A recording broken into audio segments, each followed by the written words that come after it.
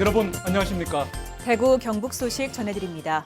전국의 코로나19 확진자가 사흘 연속 3,000명대를 기록했습니다.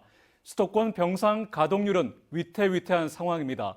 대구와 경북에선 50명 안팎의 확진자가 꾸준히 이어지고 있는데요.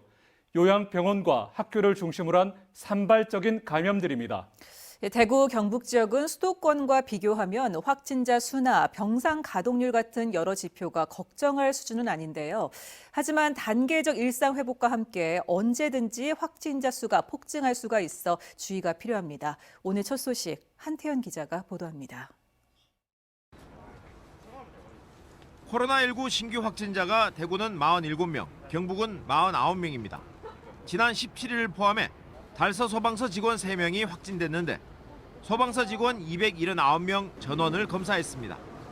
남구의 복지회관에서 5명이 추가됐고 서구의 의료기관과 요양기관에서 각각 2명씩 추가 확진됐습니다. 지난 16일 첫 확진자가 나왔던 달서구의 어린이집도 접촉자 1명이 확진 판정을 받았습니다. 경북에서는 경산에서 학교 관련 17명 등 20명이 확진됐고 영천 5명, 구미와 안동 4명 등 시군 10곳에서 확진자 49명이 더 나왔습니다. 대구의 백신 접종 완료율은 74.7%, 경북은 78%로 모두 전국 평균보다 낮습니다.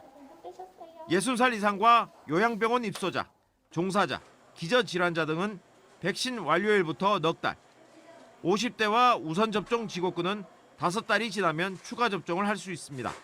가능한 한 감염 취약 시설인 요양병원 요양시설에 대해서 11월 말까지 접종을 집중적으로 추가 접종을 독려하고 대구의 병상 가동률은 평균 42.5%, 위중증 환자용은 35.3%로 아직은 걱정할 단계는 아닙니다.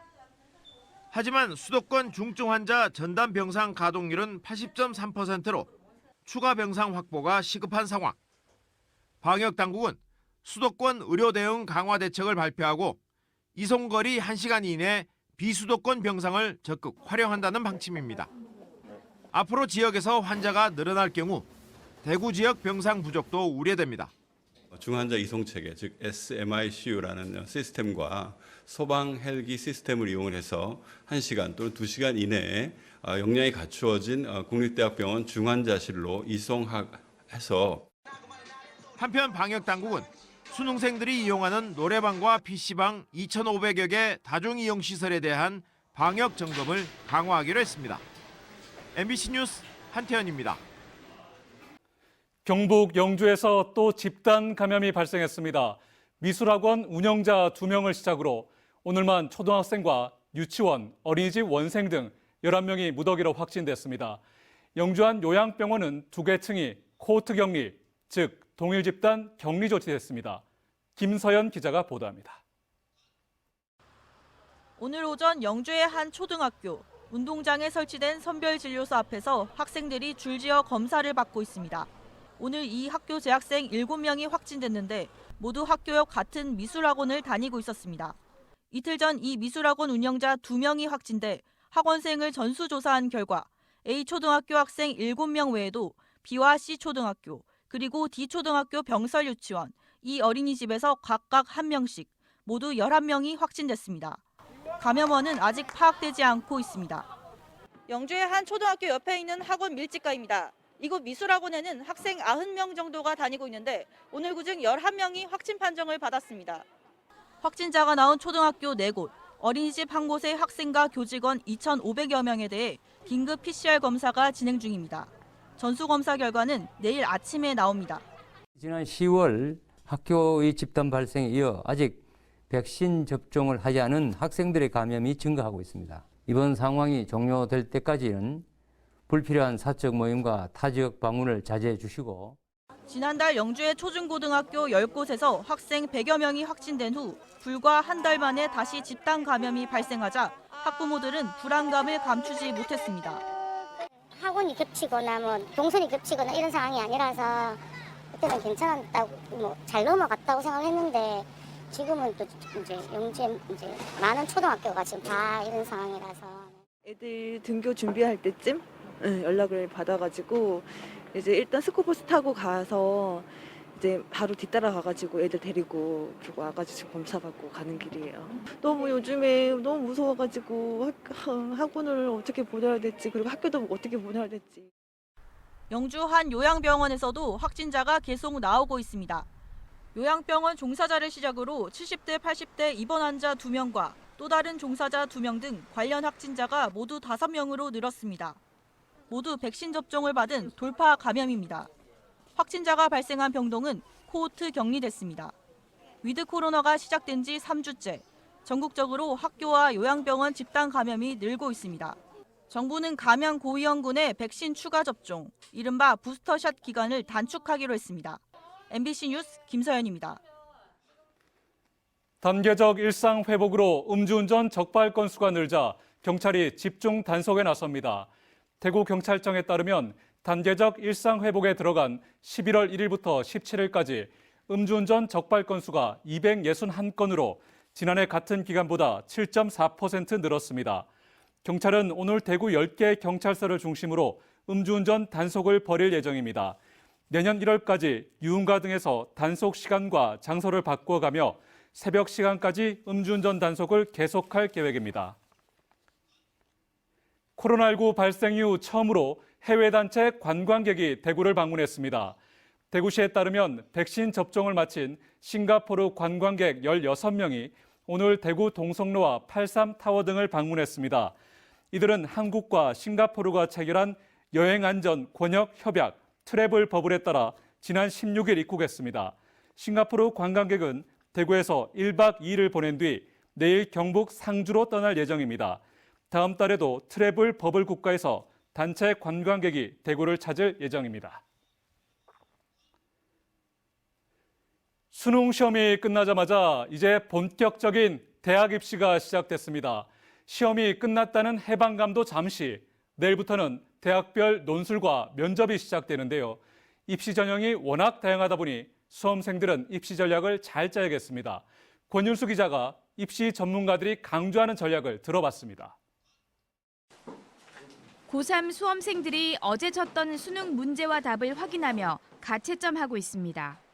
당장 내일부터 수시 전형에 따른 면접과 논술고사가 줄줄이 이어지기 때문에 숨 돌릴 틈이 없습니다. 지금 대학교 수시 면접을 지금 준비를 해야 되고요.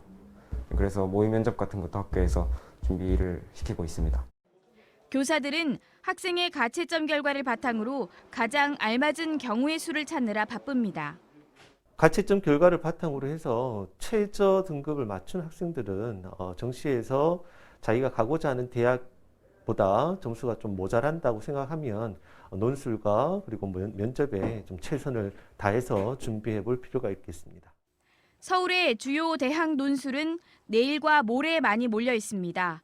경북대와 부산대 논술은 다음 주 토요일입니다. 각 대학 인터넷 홈페이지에 게시된 기출문제를 토대로 공부하는 것이 좋습니다.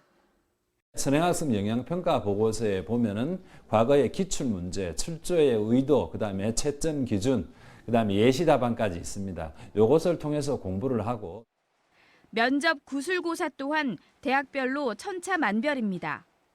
각 대학별로 준비하는 방법이 조금 다릅니다. 학생부를 면접으로 보거나 아니면 제시문을 보는 대학들이 있기 때문에 각 대학의 홈페이지에 게시된 참고 자료 등을 참고해서 꼭 연습을 했으면 좋겠습니다.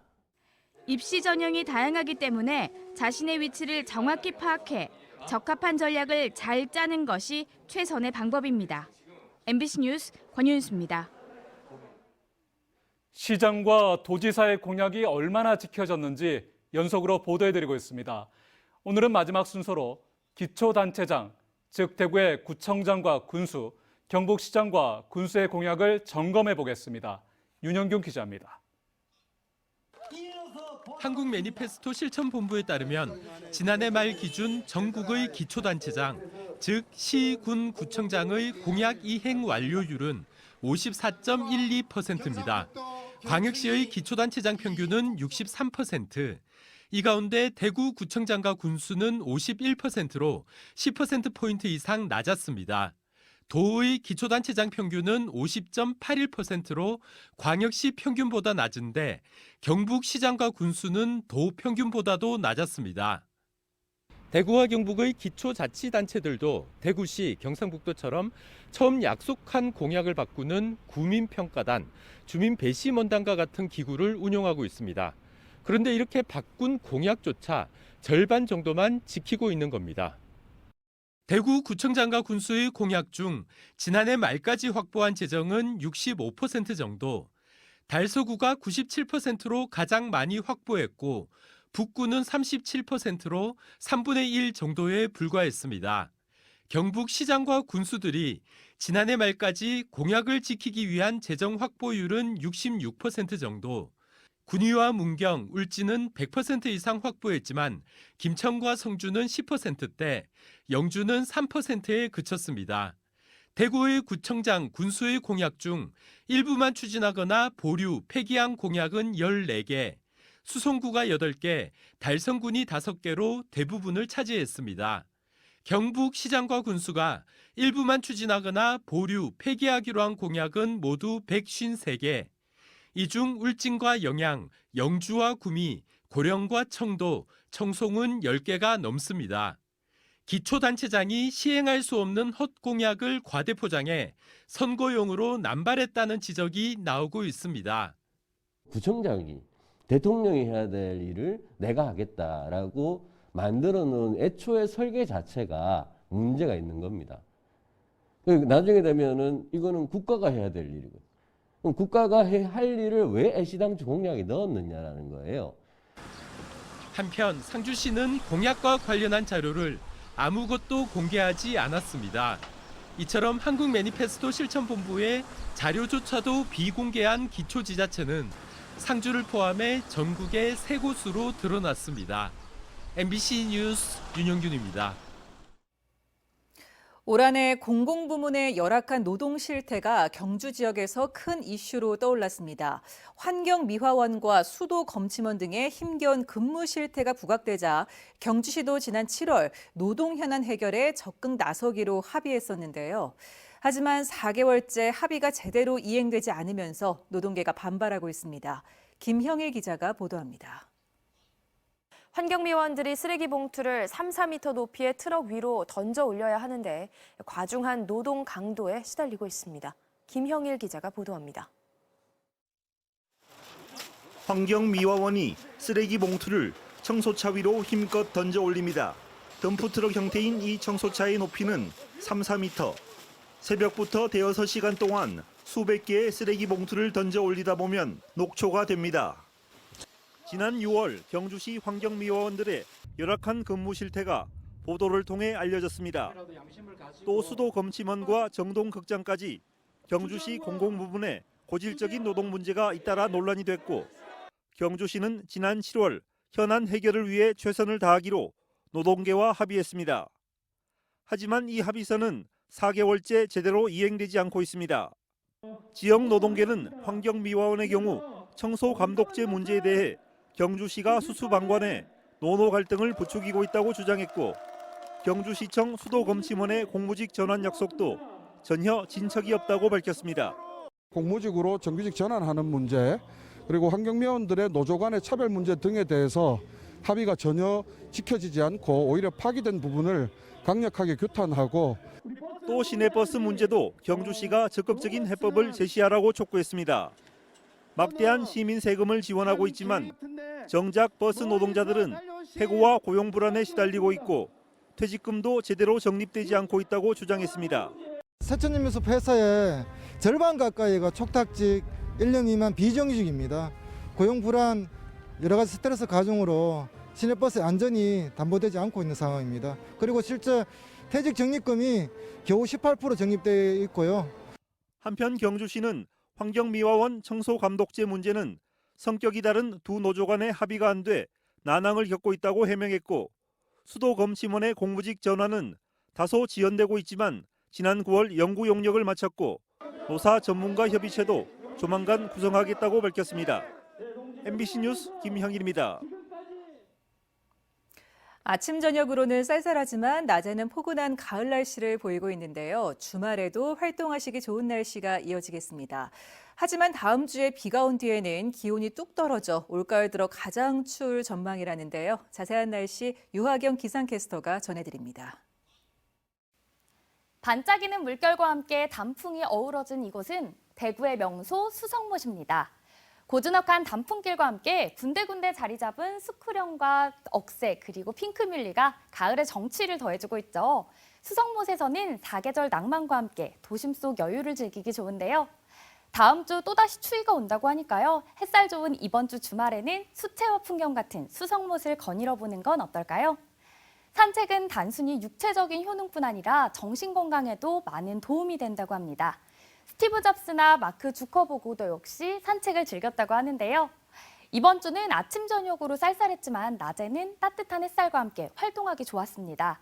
다음 주는 월요일 비 소식을 시작으로 다시 추워질 것으로 예상됩니다. 주말 날씨 한번 살펴볼까요? 토요일 대체로 맑은 날씨 전망됩니다. 대구의 기온 6도, 상주 4도, 포항 9도 보이면서 오늘과 비슷하겠고요. 한낮에는 대구 18도, 상주 17도, 포항 19도까지 오르면서 20도 안팎의 기온을 보이며 나들이 가기 좋겠습니다. 다만 15도 이상의 일교차가 벌어지니까요. 계속해서 건강관리 유의하시기 바랍니다. 주말 동안 활동하기는 좋지만 미세먼지가 말썽입니다. 종일 나쁨 수준 보이며 공기질은 탁하겠습니다. 일요일 아침 최저기온 1도에서 10도 분포, 한낮 기온은 13도에서 19도 분포 보이며 토요일과 비슷한 쾌청한 가을 날씨가 예상됩니다. 일요일 구름 많은 날씨 보이다가요, 월요일에는 비가 내릴 것으로 예상됩니다. 강수량은 많지 않겠지만 비가 내린 후 기온이 뚝 떨어지겠는데요. 올 가을 들어 가장 추운 날씨가 예상됩니다. 거기다 강한 바람도 함께 불며 체감 추위는 더 심하겠습니다. 날씨였습니다.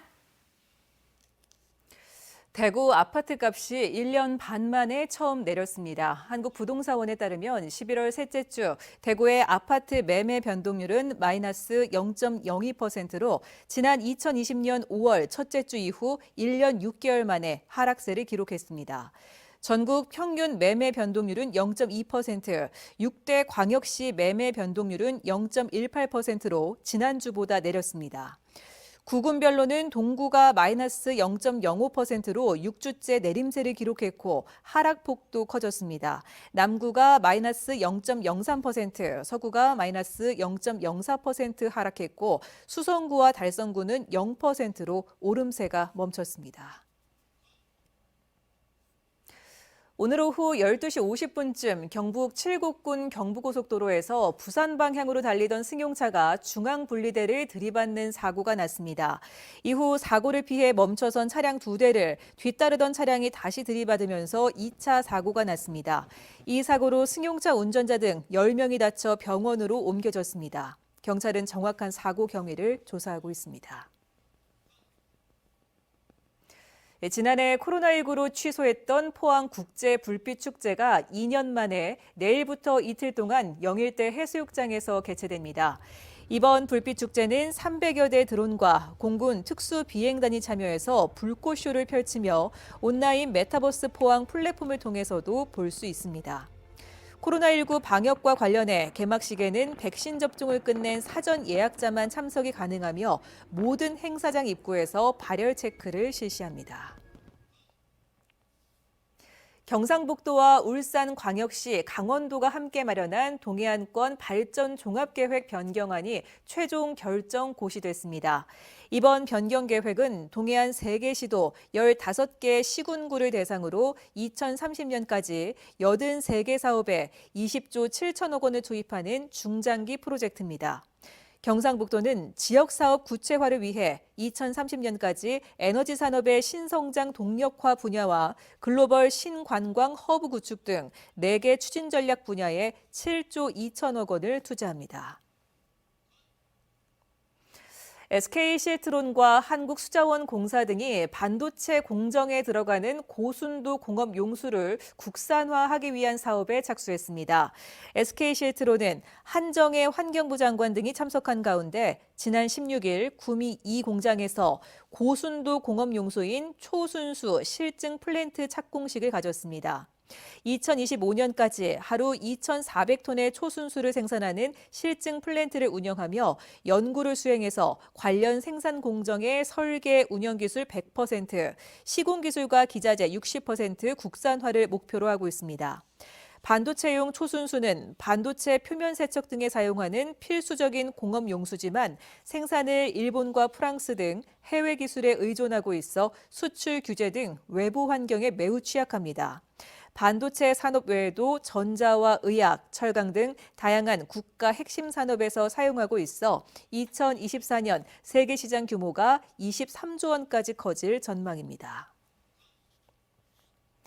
대구시 신임 정무특보에 김철현 전 국회의원 보좌관이 임용됐습니다. 오는 22일 임용되는 김철현 신임 정무특보는 경북대 사회학과를 졸업하고 국회 정책연구위원으로 활동하다가 제7대 서울시 의원을 거쳐 서울시 시민소통기획관을 역임했습니다. 대구시는 김특보 임용으로 국비 확보와 지역 정책 수립 등 대구시의 외연 확정과 대시민 소통에도 역할을 할 것으로 기대하고 있습니다.